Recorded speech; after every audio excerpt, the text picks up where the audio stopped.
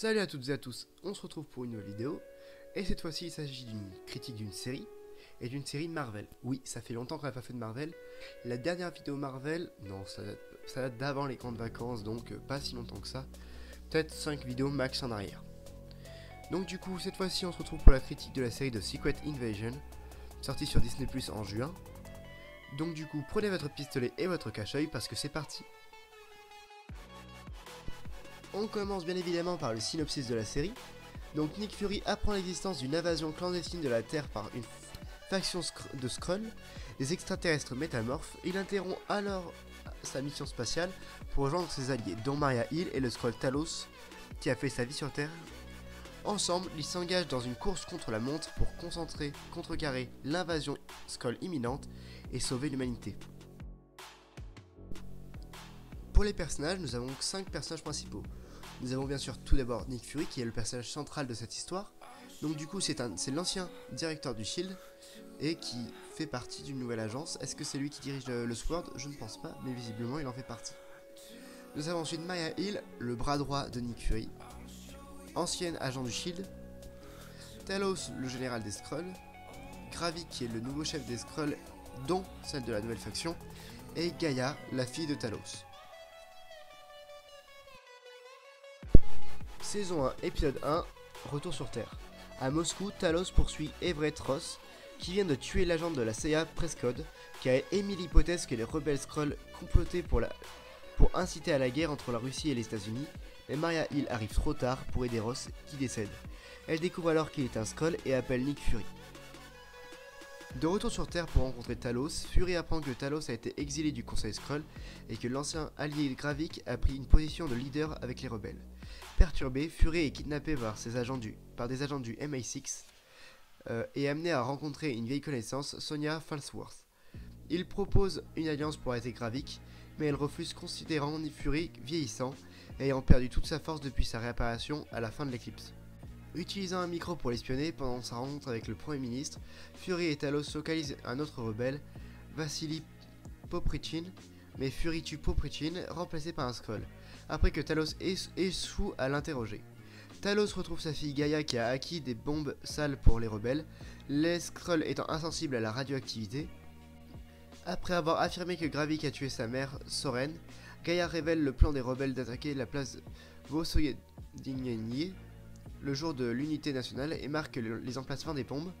Cependant, Fury, Hill et Talos découvrent que les emplacements sont des leurs avant que Gravik ne fasse exploser les bombes. Dans le chaos qui s'ensuit, Hill est abattu par Gravik déguisé en Fury. Fury et Talos sont obligés de fuir et de l'abandonner. Saison 1, épisode 2, coup d'état. En 1997, peu après l'arrivée des premiers réfugiés Skrull sur Terre, Fury et Talos recrutent plusieurs réfugiés, dont un jeune Gravik orphelin, comme agent en échange des efforts de Fury pour leur trouver une nouvelle planète. Dans le temps présent, Talos et Fury fuient Moscou par le train. Talos révèle que pendant l'éclipse, il a dû amener tous les Skrulls survivants sur Terre, ce qui a amené le nombre de réfugiés à 1 million. Furieux, Fury continue sa route seul et se rend à l'hommage fait à Hill pour s'excuser auprès de sa mère. La réaction internationale après l'attentat de Moscou est immédiate et le porte-parole des États-Unis et de l'ONU affirment leur crainte d'une guerre. Gravik retrouve le Conseil Skrull comptant le porte-parole de l'ONU, le journaliste de FXN News et Chris Stearns et la première ministre britannique Pamela Lowtown, et parviennent à les convaincre de commencer une nouvelle guerre contre les humains pour conquérir leur planète. Seule la conseillère Shirley Sugar refuse de donner les pleins pouvoirs à Gravik et contacte Talos pour arranger une rencontre entre les deux. À Londres, Fury retrouve le colonel James Rhodes, envoyé par les États-Unis pour blanchir l'intervention de Fury et de Hill, et lui explique la situation, mais Rhodes, qui n'a plus confiance en l'ancien directeur du SHIELD, le démet de ses fonctions.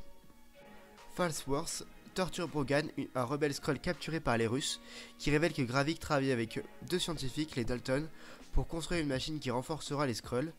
Gaïa trouve le prototype de la machine, mais aussi des données sur des ADN extraterrestres, comme celui de Groot ou de Cull Obsidian, avant d'aller libérer Brogan. Mais Gravik comprend qu'il a parlé et là-bas.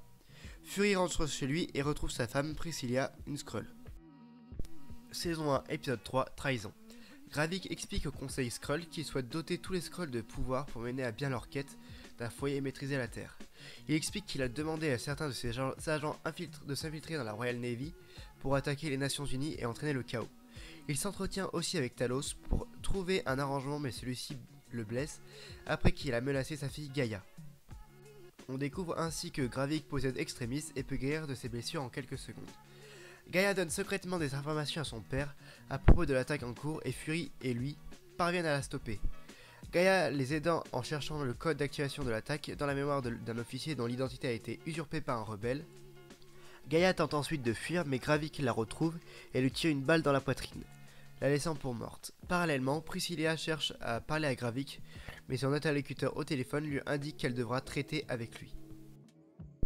Saison 1, épisode 4, Sacrifice. Avant sa tentative d'extraction du camp rebelle, Gaïa a utilisé la machine de Gravik pour se donner les pouvoirs d'Extremis. Elle parvient ainsi à guérir du tir de Gravik et retrouve Talos. Mais quand il lui explique qu'il compte utiliser une voie diplomatique auprès du président des États-Unis après avoir stoppé l'insurrection, elle part déçue. Priscilla retrouve Rhodes, qui est en fait un Skrull nommé Rahava, qui lui donne l'ordre de tuer Fury, mais ce dernier les écoute en secret. De retour dans leur maison londonienne, Fury confronte Priscilla et lui explique qu'elle a pris la place de la vraie Priscilla alors qu'elle était mourante et lui a juré de ne jamais lui faire de mal. Fury retrouve Rhodes et prétend vouloir apaiser leur relation pour mieux lui faire boire un tracker liquide. Fury et Talos le suivent à distance vers un aérodrome où a atterri le président Ritson pour une rencontre avec les Russes. Gravik et un groupe de rebelles mènent l'assaut sur le convoi sous l'apparence des soldats russes. Fury et Talos parviennent à extraire Ritson. Inconscient mais Talos est blessé d'une balle et Gravik l'achève d'un coup de poignard sous les yeux de Fury, qui doit quitter les lieux avec le président. Saison 1, épisode 5, Révolte. À la suite de leur attaque ratée contre Ritson, les rebelles Skrulls commencent à perdre confiance en Gravik pour ne pas avoir tué Fury. Une nouvelle recrue nommée Beto dirige un petit groupe pour organiser une mutinerie, mais Gravik les tue tous. Pendant ce temps, Fury emmène Ritson à l'hôpital et confronte Rhodes, mais celui-ci révèle qu'il a divulgué les images de la mort de Hill à la presse, plaçant Fury sur une liste de surveillance mondiale. Fury rencontre plus tard Gaïa, qui révèle que Gravik recherche la récolte, après avoir exposé son supérieur Derek Weatherby. En tant que Skrull, Falsworth localise le Dr Rosa Dalton, un autre Skrull déguisé, et l'interroge sur la machine à ADN de Gravik. Sur ordre de Gravik, Rhodes montre à Ritson des photos de la base russe de Gravik, New Skrullos, pour impliquer la Russie en tant que sympathisant des Skrulls et conseiller une frappe sur le complexe. Gravik appelle Fury proposant d'annuler l'attaque s'il lui rapporte la récolte en personne. Fury a vite compris la tentative de chantage de Gravik. Gaïa et Priscilla organisent des funérailles pour Talos et repoussent ensemble une attaque des hommes de Gravik. En Finlande, Fury conduit Falsworth à une tombe marquée de son nom qui contient la récolte, une collection d'ADN des super-héros qui ont combattu pendant la bataille de la Terre contre Thanos. Falsworth comprend alors pourquoi Fury refuse d'appeler les Avengers pour l'aider et mène ce combat seul. Fury prend la récolte et se prépare à affronter Gravik. Saison 1, épisode 6, dernière chance. Fury se rend seul vers New Skrullos et infiltre la centrale nucléaire abandonnée pour retrouver Gravik seul. Devant Fury qui met genou à terre à cause de la radioactivité, Gravik explose et laisse aller sa haine envers l'ancien espion, qui s'excuse d'avoir échoué à trouver une nouvelle planète pour les Skrulls et lui offre la récolte, demandant en échange d'épargner l'humanité et de quitter la Terre avec la promesse de pouvoir conquérir le monde qu'il voudra en toute impunité. Gravik refuse et lance la machine pour s'approprier les pouvoirs contenus dans la récolte avant de l'utiliser pour tuer Fury, mais celui-ci riposte. C'était Gaïa qui possède désormais les pouvoirs de la récolte elle aussi. Le combat qui s'ensuit est destructeur et tourne à l'avantage de Gaïa. Au même moment, Fury rejoint le président Ritson, manipulé et convaincu par Rahava de lancer une frappe nucléaire sur New Skrullos, mais retenu par Falsworth qui les empêche de fuir. Rahava tente de fuir mais est abattu par Fury, et quand le Skrull reprend sa véritable apparence, Ritson annule sa frappe, laissant Gaïa de libérer les prisonniers humains comme Ross et Rhodes. Rétabli, Ritson fait passer une loi déclarant toute forme de vie extraterrestre comme hostile et lance une traque mondiale contre les Skrulls, déclenchant une vague de meurtres de personnalités à travers le monde, qu'ils soient des Skrulls infiltrés ou humains. Falsworth retrouve Gaïa et propose un nouveau partenariat revenant sur l'accord de Fury fait à Talos pour protéger les Skrulls restants sur Terre. Après un dernier échange avec Ritson, le prévenant du chaos à venir, Fury se prépare à repartir sur la station Saber et demande à Vahara de venir avec lui pour vivre ensemble, mais aussi négocier un traité avec les Kree pour accueillir les Skrulls. Au moment où Fury va remonter, Vahara le rejoint. Donc du coup, qu'est-ce que j'ai pensé de cette série Secret Invasion? Elle est... Au début, les 5 premiers épisodes étaient géniaux, c'était vraiment pour moi la meilleure série Marvel qui était sortie. Mais à partir du moment où il y a eu l'épisode 6 avec le combat à Gaïa, c'est super pas beau en plus. Et dire que cette série a eu un budget énorme, moi je trouve ça honteux que la série ait eu un budget aussi important pour des effets spéciaux aussi macabres. Vraiment c'est honteux. Mais sinon, si on prend niveau histoire, les 5 premiers épisodes étaient parfaits. Niveau histoire, quand tu prends que l'histoire. Effets spéciaux, ça allait, mais voilà. En gros, le gros des effets spéciaux, j'ai l'impression qu'il est parti dans le 6ème épisode. Avec des effets spéciaux qui étaient vraiment pas top du tout. C'est vraiment honteux. Mais je dirais que quand même l'histoire dans sa globalité mérite quand même une note de équivalent à un bien. Pas un très bien à cause des mauvais effets spéciaux à certains épisodes. Mais quand même j'ai passé un très bon moment et j'ai été pris dans l'histoire, sauf dans le dernier qui a été une histoire à chier. Genre vraiment le conflit se résout trop vite et sur la fin de l'épisode on lance trop de trucs pour qu'il n'y ait pas de suite quoi. Si vraiment ils nous laissent comme ça dans le néant, je comprends pas. Vraiment ils ont loupé leur histoire.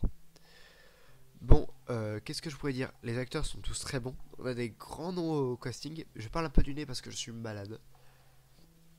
Mais voilà, pour moi la série est de grande qualité, mais elle a un gros défaut qui est son dernier épisode. Je pense que si on s'arrêtait à l'épisode 5 et qu'on aurait fait un épisode de plus avec une meilleure histoire, ça aurait été parfait. Pour moi la meilleure série Marvel reste quand même Loki. D'ailleurs je tease un peu, mais bientôt la critique de la nouvelle saison en fait. Et oui. Bon on se retrouve très bientôt dans une nouvelle pêche aux infos listées. Bye bye, bonne fin de journée.